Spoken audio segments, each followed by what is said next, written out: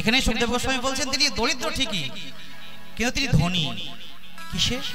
আত্মজ্ঞানে তিনি ধনী, কৃষ্ণ ধনে তিনি ধনী।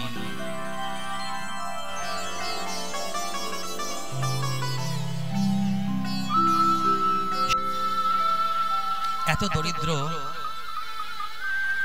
যে ভাষায় তাকে বলা যায় না।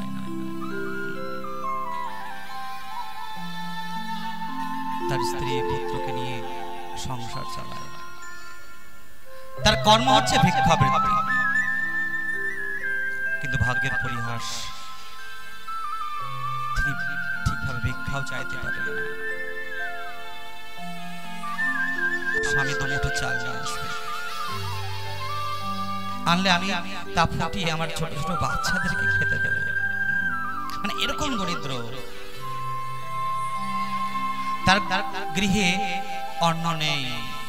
একদিন সুশীলা, বাচ্চারা কাঁদছে, অনেকদিন খায়নি, 3-4 দিন হয়। যখনই বলে মা খেতে পেয়েছে, খেতে দাও না, বলছি দেখ হাঁড়িতে চাপিয়েছি, হলে দেব, কিন্তু হাঁড়িতে শুধু জল ফুটছে।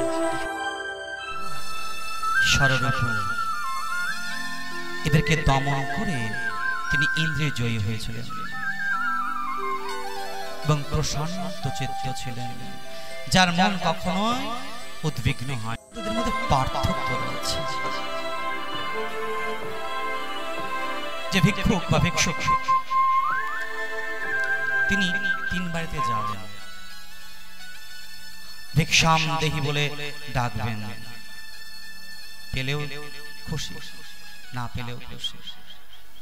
যদি না পায় ভাবে ঈশ্বর আজ আমার জন্য অন্ন লিখে নি, তাতে কোনো দুঃখ নেই।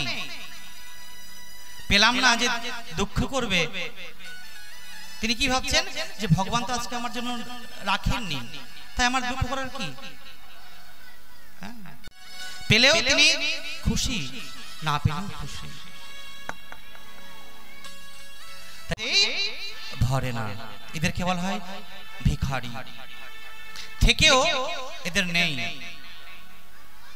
অজস্র ধন সম্পদ, কিন্তু তবুও যেন এদের নেই।